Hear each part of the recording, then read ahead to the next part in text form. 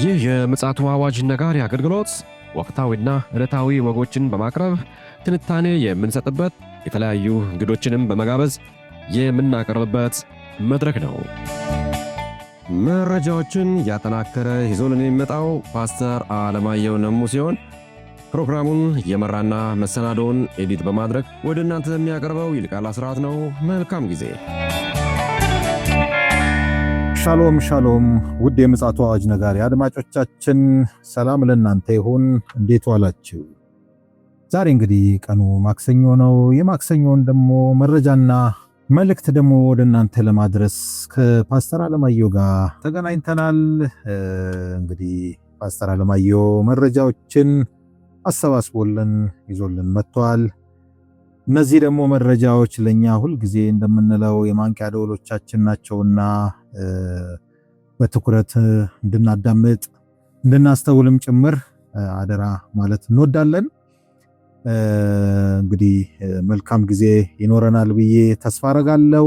ይልቃል አስራት ነኝ ከምፅዓቱ አዋጅ ነጋሪ አገልግሎት።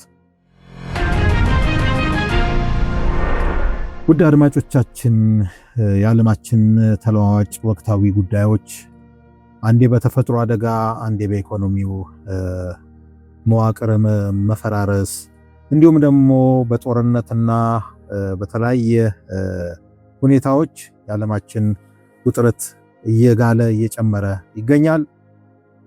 በዚህ ሁሉ ውስጥ ግን የእግዚአብሔር እስትንፋስ ወይ ደግሞ የእግዚአብሔር ሐሳብ ምንድነው የሚለውን ደግሞ ወንድማችን ፓስተር አለማየሁ ነሙ ይህንን ወቅታዊ የተፈጥሮ አደጋን እንበለው የኢኮኖሚ የፖለቲካ ቀውስን በተመለከተ ከእግዚአብሔር ቃል ጋር አዋህዶ ኋላ ላይ መልእክቱን ያቀርብልናል።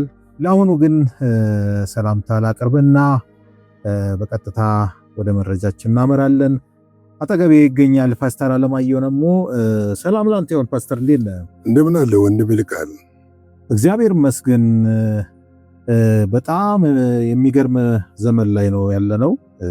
እንግዲህ የሚሰሙት ሁሉ በጣም በጣም አስፈሪም አስገራሚም አስደንጋጭም ናቸውና ለኛ ግን እነዚህ ነገሮች ምንን ይጠቁሙናል ብለን ካልን ያው ግልጽ ነው። አንድ ብቸኛ የሆነው ተስፋችን የጌታ ኢየሱስ ክርስቶስ መምጣትን አመላካች እንደሆኑ ይታወቃል።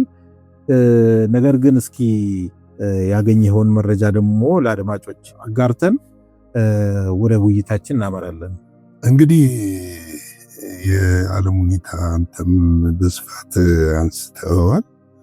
አሁን ያለው የዓለማችን ሁኔታ በተለይም ሁሉም ነገር የጌታ ኢየሱስ ክርስቶስ መምጣትን መቅረቡን በደጅ እንደሆነ የሚያመለክት ሆኖ እናገኘዋለን።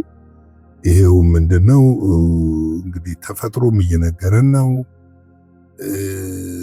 ጦርነቱም፣ ቴክኖሎጂውም፣ ኢኮኖሚውም የሞራል እንትኑም ራሱ ሁሉ እየነገረን ያለበት ወቅት ነው ያለ ነው እና ቀላል አይደለም። በዚህ ወቅት ላይ ራሱ ቤተክርስቲያን እንድትነቃ እንድትዘጋጅ የሚያስፈልግበት ወቅት ላይ ነው የደረስነው። እንግዲህ በትናንትናው ዕለት በኤርተሌ ለመጀመሪያ ጊዜ ከፍተኛ የሆነ ፍንዳታ ተሰምቷል። ይሄውም ከ10,000 ዓመት አንዳንዶቹም ደግሞ 13 ያደርጉታል ከ13,000 ወይም ከ10,000 ዓመት በላይ በፊት ተከስቶ የነበረ ነገር እንደሆነ እየተነገረ ነው ያለው። እንግዲህ በዚህ በስነ ምድር ላይ ጥናት የሚያደርጉ በተፈጥሮ ላይ የሚመራመሩ ሰዎች ያንን ነው የተናገሩት።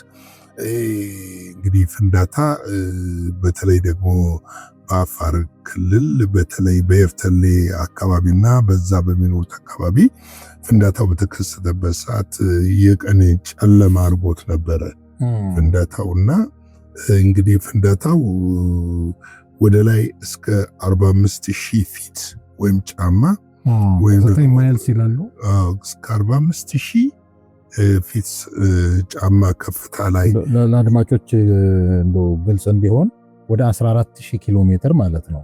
ወደ እንግዲህ አንዳንዶቹ 13 ያደርጉታል 14,000 ኪሎ ሜትር ያደርጉታል እና ፍንዳታው ወደ ላይ የወጣበት ነው። ጭሱ ወደ ላይ የወጣበትና ፍንዳታው የተከሰተበት ነው።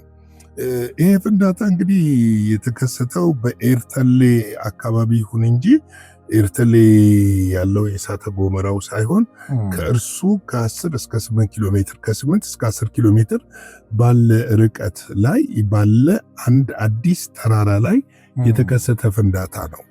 የፍንዳታው በተከሰተበት ወቅት ከፍተኛ ድምፅ የፍንዳታ ድምፅ ነበረ። እስከ መቀሌ፣ ደሴ እና አካባቢው ወደዚህ ወደ አፋር ወደ ጅቡቲ ድረስ ድምፁ ተሰምቶ ነበረ እና ደግሞ በዛው በእነዚህ በአፍዴራ እና ደግሞ ኤርተሌ አካባቢ እዛው ደግሞ አፋር ግዛት ላይ መጠነኛ የሆነ ንዝረቶች ነበሩ እና ከፍተኛ ድንጋጤን የፈጠረ ፍንዳታ ነው የሆነው። እንግዲህ ይሄ ፍንዳታ በዚህን ያህል ርቀት ይከሰት እንጂ ታስታውስ ከሆነ ከአምና ጀምሮ እስከ አዲስ አበባ ድረስ የሚሰማ የመሬት መንቀጥቀጦች ነበሩ። ትንንሽ ፍንዳታዎችም የተከሰቱ ነበር፣ ጭስ የሚወጡባቸው ተከስተው ነበረ እና በቅርብ ደግሞ መቀሌ፣ አክሱም፣ አዲግራት እንደዚሁም ደግሞ ወደዚህ ወደ ኮምቦልቻ፣ ደብረ ሲና የመሳሰሉት አካባቢ የመሬት መንቀጥቀጦችና ንዝረቶች ነበሩ። 4.5 እስከ 5 በሄክታር ማለት ነው። በሬክተር ስኬል መለኪያ 4.5 5.10 ተከስቶ ነበረ ይታወቃል። ነው ከመቀሌ 30 ምናምን ኪሎ ሜትር ርቀት ላይ የተከሰተው ትንሽ ጠንከር ያለ እንደነበረ በወቅቱም እኛም መረጃው እጃችን ላይ እንደገባ ለመዘገብ ሞክረን ነበረ እና ተከስቷል። ነገር ግን ይህ ፍንዳታ ለየት የሚያደርገው አንደኛ ጭሱ ወደ ላይ የተነሳበት ርቀት ነው። ሁለተኛ ይሄ ጭስ አሁን ላይ ጅቡቲን፣ የመንን፣ ህንድን፣ ፓኪስታን ድረስ እየተጓዘ ነው ያለው። የአየር በረራዎች እስከ መሰረዝ ደረጃ ተደርሷል። እንደዚሁም አንዳንድ የአየር በረራዎች አቅጣጫቸውን ቀይረው እንዲጓዙ እየተደረገ እየሄዱ ያሉበት ሁኔታዎች ተከስቷል። እንግዲህ ምንድነው አሁን ላይ በተለይ በየመን እና በጅቡቲ በእነዚህ አካባቢ ከፍተኛ ጉም የሚመስል ጨለማ የሚመስል ነገር ፈጥሯል እና ይህንን የጂኦሎጂስት ተመራማሪዎች የዓለም ስነ ምድር አጥኚዎች ንጥረ ነገሩ ምንድነው? አሁን የወጣው ንጥረ ነገር ምንድነው? ለሰው አደጋ አለው የለውም ወይ? በረራዎች ላይስ ምን የሚያደርሰው ተጽዕኖ አለ የሚለውን ነገር ለመመልከት ምርምር ተጀምሯል። ይሄ ብቻ አይደለም። እንደውም የኢትዮጵያ የስነ ምድር ጥናት ተመራማሪ የሆኑት አንድ ፕሮፌሰር አታላይ የሚባሉ ኢትዮጵያ ውስጥ የስነ ምድር ተመራማሪ ናቸው።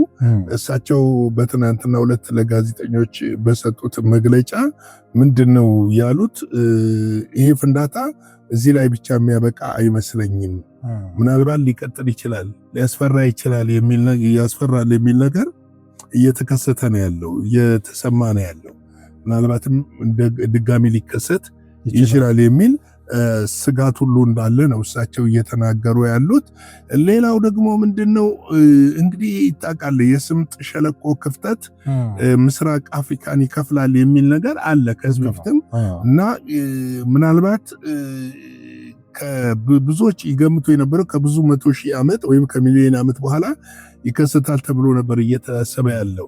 ምናልባትም ይህንን ነገር ያፋጠነው ይሆን ወይ? በቅርብ ያደርገው ይሆን ወይ? ለምንድነው አሁን ከፍንዳታው ጋር የተከፈቱ መሬቶች አሉ፣ የተሰነጠቁ መሬቶች አሉ። እነዚህን ነገሮች ስትመለከታቸው ምናልባት የተባለው ነገር ባህሩ ወደዚህ ያመጣዋል የሚል ስጋትም ተፈጥሯል። እንግዲህ ይሄ ፍንዳታ አንድ ሌሰን የሚሰጠን ይመስለኛል። ቀድም መግቢያችንም ላይ አንስተነዋል። ፍንዳታ ብቻ አይመስለኝም። እግዚአብሔር በብዙ መንገድ ይናገራል ለሰዎች። ሰዎች ግን አያስተውሉም። ማቴዎስ ላይ እንደሚናገረው 24 ላይ ሄደን ስንመለከት ምን የሚል ቃል አለ? በመጨረሻው ዘመን በተለያየ በልዩ ልዩ ስፍራ የምድር መናወጥ ይከሰታል ይላል። እንግዲህ የምድር መናወጥ ይከሰታል ካለ የእግዚአብሔር ቃል ከምድር መናወጦች መካከል እነዚህ ናቸው። እነዚህ ክስተቶች ለምሳሌ አንድ ከተጠቀሰው ራሱ እነዚህ ተመራማሪዎች ከጠቀሱት ብንነሳ ከ10 ምናምን ሺህ ዓመት በፊት ነው እንደዚህ አይነት የተከሰተው በዓለም ላይ። አሁን ግን ይሄ መከሰቱ ምንድነው የሚያመለክተን የሚለውን ነገር ስንመለከተው የትንቢቱ ፍጻሜ እንደደረሰ የሚያመለክት ነው። እያንዳንዱ ነገር ለምን አሁን ላይ ዓለም ላይ የሚከሰቱ የተፈጥሮ ክስተቶች በእነዚህ 10 ዓመታት ውስጥ ገደማ እንኳን ወደዚህ ብታያቸው በ100 ዓመት ከተከሰተው 3-4 እጥፍ ነው እየተከሰተ ያለው። ለምን የመሬት መናወጦቹ፣ ዲዛስተሮቹ፣ አውሎ ንፋሶቹ፣ ብዙዎቹ ነገሮች ምን እየሆኑ ነው ያሉት? ድንገተኞች እየተከሰቱና የሰው ልጅ እየቀጠፉ ንብረት እያወደሙ ጥፋት እያስከተሉ ነው ያላቸው። ስለዚህ ቆም ብለን ልንመለስ የሚገባን ይመስለኛል። ፊታችንን ወደ እግዚአብሔር መመለስ ያለብን ይመስለኛል። ወደ እግዚአብሔር መመለስ ያለብን ይመስለኛል። ቀን ሳለ ነው የላከንን ልንሰራ የምንችለው።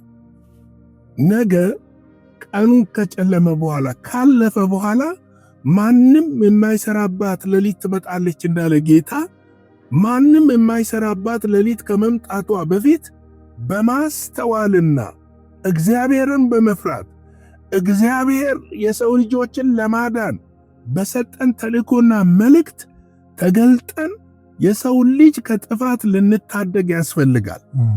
አንድ የውጭ ተመራማሪ እንዳሉት ምን አሉ መሰለ? አዲስ አበባን እግዚአብሔር አትርፏታል አሉ። ንፋስ አቅጣጫ ወደዛ በመሆኑ እንጂ ወደዚህ ቢሆን ኖሮ አሁን እኔና እናንተ በዚህ እንትኑ ይሄ ምንድነው የሚባለው ቡናኙ አዎ፣ እና ብዙ ጉዳት ሊደርስ ይችል ነበር፣ ሊያጨልመው ይችል ነበር። መርዛማም ንጥረ ሊኖረው ይችላል። አታውቅም። አሁን እየተመራመሩ የመን አሁን ሰናአ እንዳለ ጨለማ አድርጓት ነበር እና ስለዚህ እስከ ህንድ ውቅያኖስ እኮ ነው አሁን እስከ ህንድ ነው ይሄዳል የተባለው። ፓኪስታንን ይነካል እየተባለ ነው ያለው። እንግዲህ በታሪክ ለመጀመሪያ ጊዜ እነዚህ ነገሮች ስለሆኑ እኛ በእግዚአብሔር ፊት ልንወድቅ የእግዚአብሔርን ፊት ልንፈልግ። ዘመኑ እያለቀ ነው ወገኖቼ፣ ዘመኑ እየተፈጸመ ነው ወገኖቼ። እስቲ ተመልከቱ። ሰው ከራሱ ይልቅ ከቤተሰቡ ይልቅ ከልጁ ይልቅ ከሚስቱ ይልቅ ገንዘብ የሚወድ ይሆነበት፣ ወዳጅ አልባ ይሆነበት በመጨረሻው ዘመን ይላል እኮ ጢሞቴዎስ ይነግረን አይደል እንዴ? ሰዎች ምንን የሚወዱ ይሆናሉ ይላል? ገንዘብን የሚወዱ፣ ፍቅር የጎደላቸው የሌላቸው፣ የእግዚአብሔርን ኃይል የካዱ ይላሉ። ስለዚህ ልናስብ ልንገነዘብ ይገባል እላለሁ። እንግዲህ ለዛሬ የቀን መልእክት ይህንን ይመስላል። በምሽት መልእክታችን እንገናኛለን። የጌታ ጸጋ ሰላም ከሁላችን ጋር ይሁን። ሻሎም። እግዚአብሔር አብስቶ ይባርክ። ፓስተር እንግዲህ ዛሬ ጠንከር ያለ መልእክት ነው ያስተላለፍክልን። እውነት ነው። ደቀ መዛሙርቱ ጌታ ኢየሱስን የመምጣት ምልክት ምንድነው ብለው በጠየቁት ጊዜ ከተናገራቸው አንዱ ስለዚህ ስለ ምድር መናወጥ ነው። አንተም በግልጽ ነው ያስቀመጥከው። እንግዲህ አንድ ቦታ ላይ ደግሞ እንደዚህ ይላል፣ ሰይጣን መጨረሻው እንደደረሰ አውቆ በታላቅ ቁጣ ወርዷል ይላልና ይሄ ክስተት በሀገራችን መሆኑ በተለይ ደግሞ በታሪክ በዓለም ታሪክ በዚህ በምድር መናወጥ በእሳተ ገሞራ ታሪክ ሆኖ የማያውቅ ነገር ነው የተከሰተውና ቆም ብለን እንድናስብ የሚያደርጉ ነገሮች ስለሆኑ እንደገናም ደግሞ በተጨማሪም በሀገራችን ላይም የተከሰተ ወረርሽኝም አለ። ይሄ ወረርሽኝ ከየት ነው የመጣው ብለን መጠየቅ አለብን። መናፍስታዊ ሂደቶችም ሊኖሩበት ስለሚችሉ በዚሁ አጋጣሚ በብርቱ ጸሎት ማድረስ እንዳለብን እንዶ ለማሳሰብ እፈልጋለሁ። እንደገና በተጨማሪም የመኪና አደጋዎች ወጣቶቻችንንም እየነጠቁ ስለሆነ ወገኖች ሆይ ቆም ብለን ምንድነው እየሆነ ያለው ብለን ዙሪያችንን ያለውን ነገር አስተውለን አይተን በእግዚአብሔር ፊት ልንሆን የሚያስገድዱ ጉዳዮች ስለሆኑ በዚሁ ይህንን ነገርም አደራ ለማለት እንወዳለን። በምጽአቱ አዋጅ ነጋሪ አገልግሎት እንግዲህ ውድ አድማጮቻችን ለዛሬ ቀን ይዘን የመጣ ነው የመረጃና የመልእክት ክፍለ ጊዜያችን እዚህ ላይ ያቆማል። እግዚአብሔር ፈቃዱ ከሆነ ደግሞ በምሽቱ ደግሞ አዳዲስ ነገሮችን ደግሞ ወደ እናንተ ማምጣታችንን እንቀጥላለን። እስከዚያው ድረስ የእግዚአብሔር ምሕረት፣ ቸርነት፣ ጸጋ፣ ጥበቃ አይለየን እንላለን። ሻሎም። ለዛሬ ይዘን የመጣነው ወቅታዊ መረጃ ይህንን ይመስል ነበረ። በሌላ ጊዜ በሌላ መሰናዶ እስከምንገናኝ ሰላም ለእናንተ ይሁን።